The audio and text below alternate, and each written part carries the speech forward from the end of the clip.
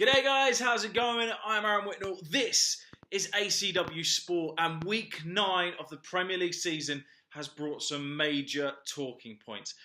For me, the biggest talking point this week has got to be managers, because there were some big and shocking results which has led to some serious pressure being put on some certain managers. And today, breaking, literally as I was about to come and make this video, the news broke that one manager in particular has been sacked. That manager is Ronald Koeman, and I am of course going to start with Everton's shocking performance against Arsenal, because they were absolutely torn apart. I know they took the lead through Wayne Rooney, who just seems to love scoring against Arsenal. It's his 15th career goal against Arsenal, but there was no point at all throughout the game that Everton looked in control whatsoever. They haven't won in 5 games now. And when you look at Koeman, you can just see that he didn't look like a man in control, and the pressure was getting to him. And some of the defending was absolutely awful. It couldn't have been an easier game for Arsenal, who themselves have been struggling a little bit lately. And if Wenger had lost this game, that would have piled even more pressure on him. But, no one ever wants to see a manager get sacked. It is a real shame. I can understand why the Everton board felt like they needed to sack him, because their form has been so bad and they have lost in quite embarrassing fashion to the bigger sides when they've faced them. And of course this season they were hoping to at least close the gap a little bit on the top 6. I didn't think they were going to get top 6. I predicted they would get 7th this year like they did last year. I've always seen Everton as the best side outside of the top 6 in the Premier League. But for me, especially in the big games, Everton should have been competing better against the big sides. They lost 2-0 away at Chelsea, but in a very poor game where I don't even think they had a shot on target.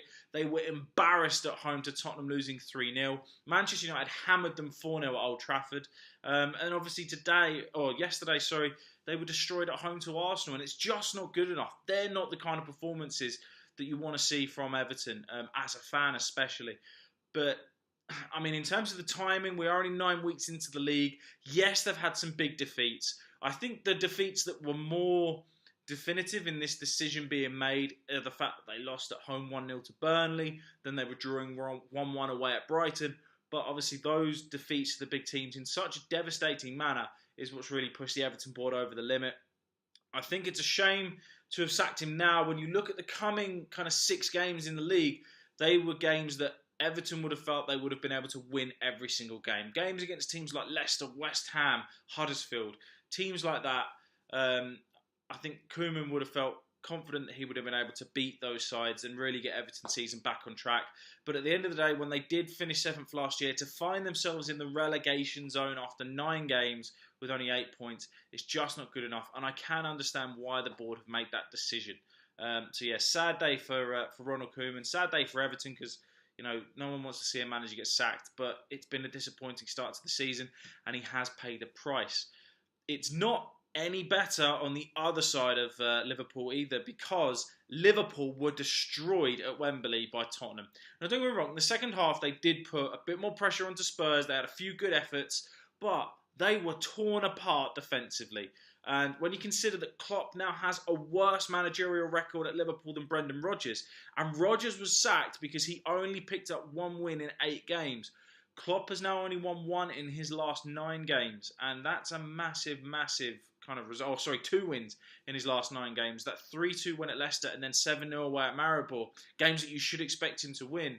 But you do have to wonder, defensively, Liverpool have not addressed their problems. 3 of Liverpool's back 4 against Spurs were all players that were signed by Rodgers, or, obviously Gomez has been brought through the academy, but, 3 of the defenders that Liverpool have were signed by Rodgers. And when you think Klopp's been there 2 years now, you would have thought that he would have addressed that situation, knowing that Liverpool have got a real imbalance when it comes to attacking and defending. It hasn't been sorted out, and they were torn apart by Spurs on the counter-attack in that game. When you actually look at the first goal, it wasn't even a counter-attack. It was nothing. They shouldn't have been under pressure. Only Harry Kane was up top, and he was far out on the right-hand side of the pitch. So how he managed to score is beyond me. Look, it's safe to say that Dejans Nightmare had a nightmare half an hour. So bad that Klopp had to ship him off, which it's sad to say, because I don't like criticising players, but he just is proving that he's not good enough to be at Liverpool at the moment with the kind of performances he's being put in. Now, I know that sounds a bit weird to say when you look at the fact that this was actually his first defeat away from home when him and Matip have been in defence for Liverpool. But when you see the performances that he's been putting in and the mistakes that he's making, you do have to question, considering he's been there a fair bit of time now, if he is good enough to play at that level, or if the pressure of playing for Liverpool is just too much for him. I like to hope he can turn it around, but you do have to wonder, Liverpool, big time in January, need to splash some cash on some defenders. And that, even if they're not going to get Virgil van Dijk, they need to sort it out. Because at the moment, away from home, they've conceded more goals than anyone else this season. All right. However, you compare that to the home form, they seem to be a different animal. They've only conceded once. The only side that have conceded less are Man United, who haven't conceded at Old Trafford in the league this season. So, it's a big, big thing that Liverpool have to address. Their away form is crucial at the moment because their season is crumbling because of it. Now, I want to look at a more positive side of the game, which is Tottenham. They've been amazing. What an amazing week it's been for them with that performance in Madrid, their first win at Wembley against Bournemouth, and now you can officially say that the duck is off of their back because, they have convincingly won against Liverpool at Wembley, 4-1. Could have easily been 5 or 6-1. I know Liverpool had a few close chances as well, but, Song, he could have had a brace.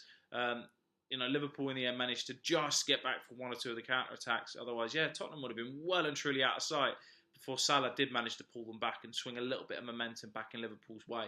But, look, I'm running out of things to say about Harry Kane on a weekly basis. He now shoots, on average, more than 6 times a game. There's only 2 players that do that in world football at the moment, Messi and Ronaldo. Just to compare that to Romelu Lukaku, who was the second highest goal scorer in the Premier League last year, he only shoots on average 3 times a match. Now, the reason I'm saying this is because, Messi and Ronaldo, we know how many goals they score a season. I know that it doesn't necessarily matter how many shots you have, it's how many goals you get, but you've got to shoot in order to score. And I think it's only going to be a matter of time before we see Kane scoring hat-tricks on a weekly basis, and maybe even 4s and 5s, like we've got so used to seeing from Messi and Ronaldo. So comment below, let me know, do you think that Harry Kane has the potential to be doing what Messi and Ronaldo are doing week in, week out in La Liga?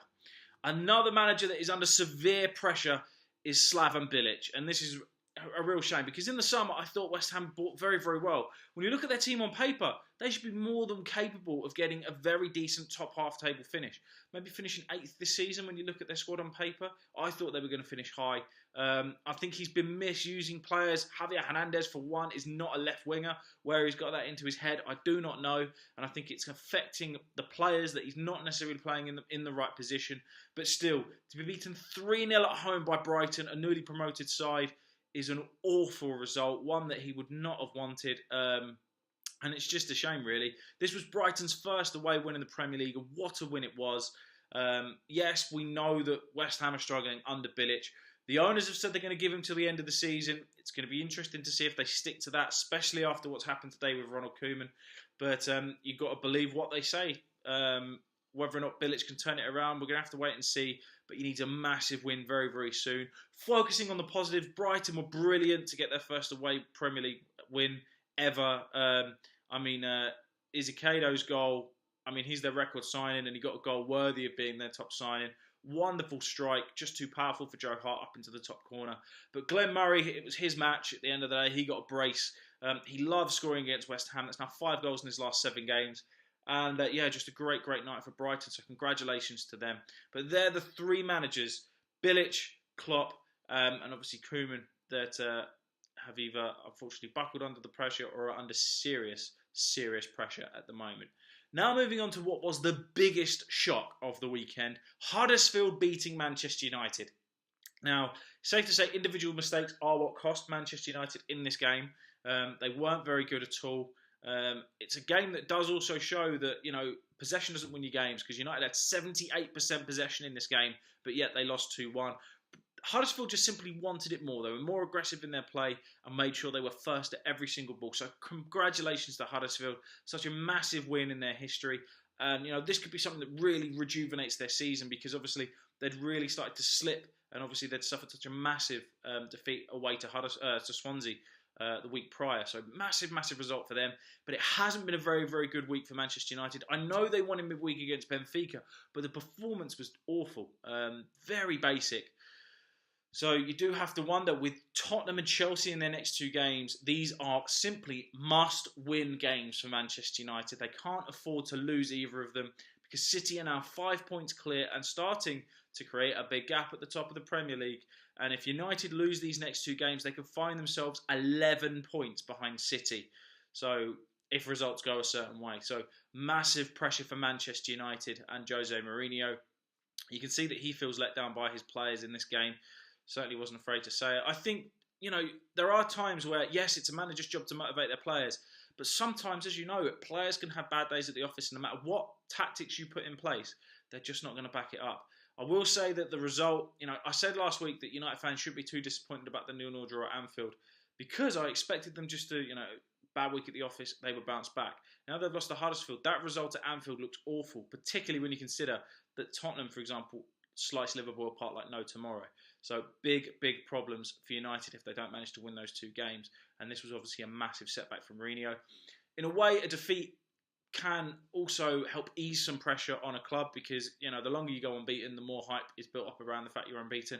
It can be good. It is still very, very early on in the season, but these next 2 weeks are crucial. There's been a lot of criticism of Lindelof because of the mistakes that he made in that game.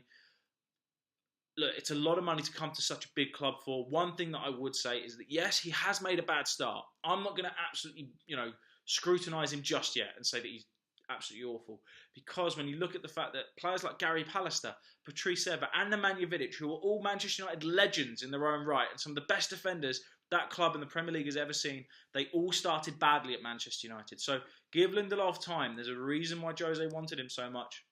We're going to have to wait and see how he pans out. But not a good day at the office for Manchester United. Another top team that didn't play very well, but that got the result they needed was Chelsea. Chelsea won 4-2 at home to Watford. And to begin with, the game seemed to be fairly routine. Pedro scored a wonderful goal for Chelsea, curling in from 25 yards out from a corner. But, when you actually look at Pedro, he has been involved in more goals than any other Chelsea player since he joined the team. And he really has become like an unsung hero for them, really. Goes under the radar, does his thing, but really good player for Chelsea.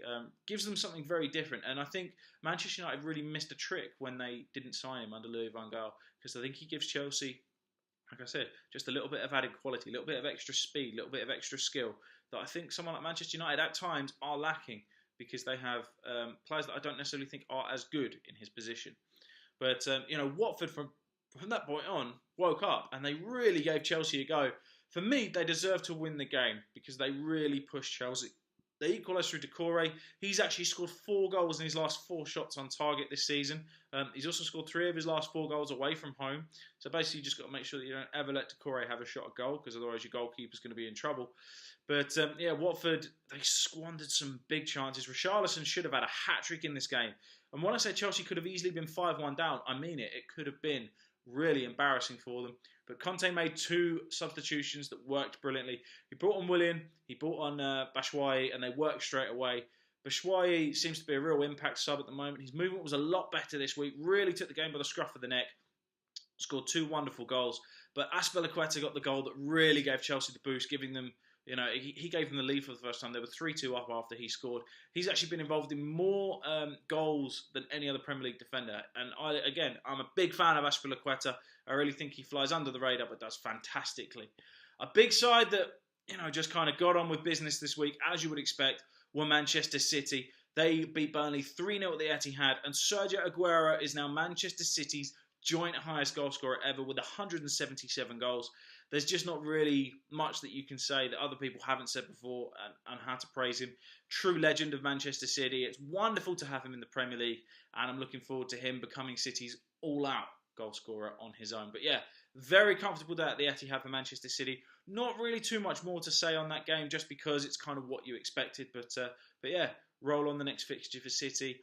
The big talking point from the Southampton West Brom game is a fairly dull game, but it was a wonderful goal from Buffal. Easily a goal of the season contender. If you haven't seen it, go and check it out. It's a wonderful run. Tony Pulis was obviously frustrated at the fact Buffal must have run past like 6 players to score the goal. But it was a wonderful solo effort. One thing I will say, though, is his celebration. He ran up to the manager, almost said, this is why I should be in the team, showing that kind of passion, but in quite an aggressive way towards his manager.